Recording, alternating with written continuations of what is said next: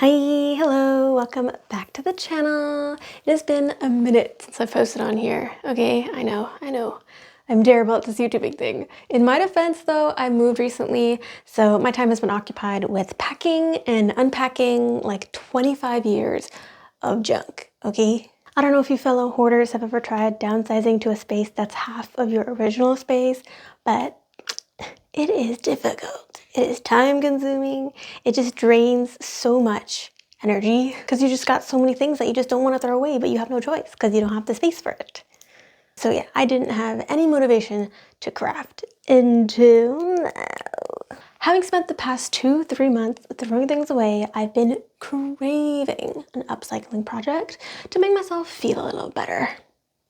So going down my list of crafting things to try, I'm going to start off with something simple, which is just turning cardboard boxes into bags.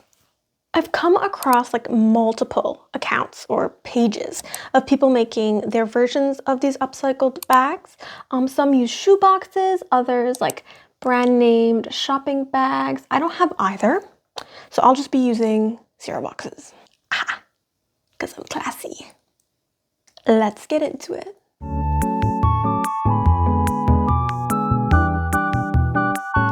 So this is what we're working with. Obviously, I'm in my Wicked era, cop the nails. Honestly, I don't usually eat cereal, but I saw these at Walmart and thought they would make great Halloween decor in the kitchen, so I bought them. To be for real, they didn't taste very good. It was very sugary, but bland at the same time, if that's even possible.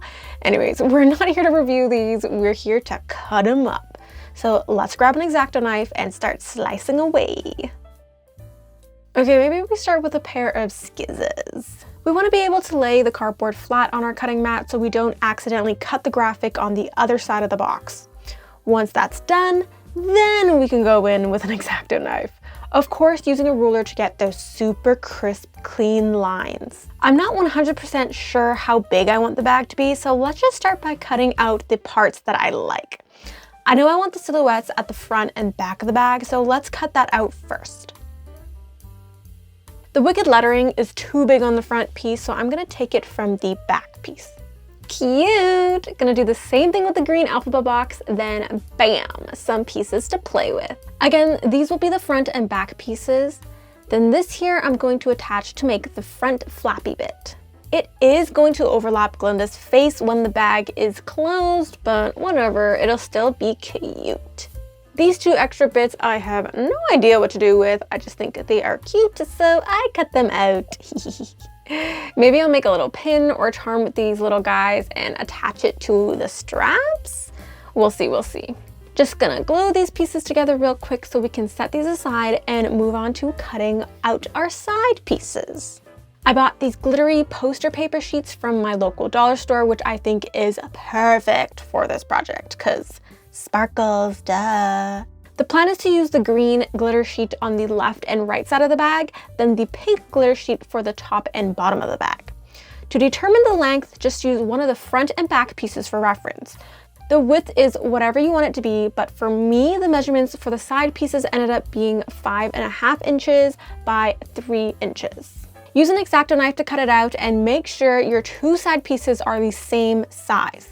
For the top and bottom pieces, we're gonna do the same thing. My measurements ended up being 7.5 inches by 3 inches. Cut it out, then voila, time to do the backing. As it stands now, the inside of our bag is this boring cardboard color, but I want it to be reminiscent of the yellow brick road, so we'll be adding this yellowy glittery sheet to the mix. I thought about actually drawing in little rectangles so it looks like brick, but that would take me way too long, so I'm scrapping that idea. Take a glue stick, generously coat one of the cereal box pieces, then stick it onto the back side of the glittery piece. Because both sides are rather stiff, the ends tend to peel off a bit, so I recommend weighing it down during the drying process. Repeat this step with all the pieces of the bag, let dry for at least a good hour, then use an X-Acto knife and a ruler to cut each one of them out. Look how smooth and seamless that looks. Love! Once you've got all your pieces cut out, arrange them in the order they will be sewn together, making sure all the pieces are facing the right direction. Now for the plastic. I originally thought this was a shower curtain, but turns out this was a tablecloth. I was looking to get more of this because I want to make more of this style of bag. So I asked my mother where she got it. Apparently it's from a dollar store like 10 or 15 years ago. She never ended up using it, which is why it ended up in my pile of crafting supplies. I went ahead and carefully ironed out most of the wrinkles, then cut out an 18-inch by 52-inch piece to work with, because trying to put this whole plastic table through the sewing machine would be a nightmare. Give it a good wipe to get rid of any dust particles, as we don't want any of that trapped in the bag. Then fold it in half and sandwich the front piece right in the middle of the fold. Take it to the machine and stitch right along the edges. Since our project is thicker on the left side than on the right, and we want to get the stitch to be as close to the cardboard piece as possible, we're going to change our regular presser foot out for the one meant for zippers. Position the piece carefully so the edge of the cardboard just about hits this part of the presser foot. Then straight stitch all the way down. When you reach the end, position your needle into the fabric, then turn your project until the cardboard aligns with your zipper foot again. Then stitch all the way down your piece, pivot, then stitch all the way to the end. Don't forget to backstitch. Perfect, it's looking so good. I'm gonna do the same thing with the rest of the pieces, just slide it in there, then stitch around. Slide it in there, then stitch around over and over again. Now for the overlapping flappy bit at the front. We want it to comfortably fall over the front of our bag, so we're going to give it some space by stitching an extra line just like this. Snip your loose threads, sandwich the piece in, then carefully stitch along the edge until you get something like this. Bam! Could I have cut out a smaller piece of plastic? Absolutely. But oh well, this was my first time doing anything like this, so I wanted to make sure I had ample space to do it. I'm sure I'll find some use later for the scraps. Now let's cut off the excess plastic, leaving about a ½ inch seam allowance around the side pieces only. For the rest of the bag, cut it right beside the stitch line. The seam allowance is a bit bulky and stiff at the corner, so we're going to give it a little slit in order for that extra bit of plastic to sit more comfortably. Just like that. Looking great. Before stitching it together though, I'm going to go ahead and add some hardware.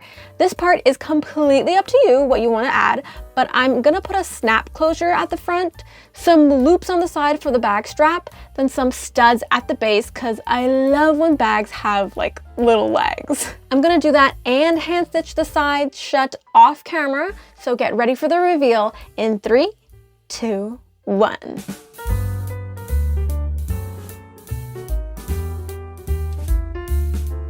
And there we have it, the cutest and dare I say, first upcycled Wicked themed cereal box bag ever made.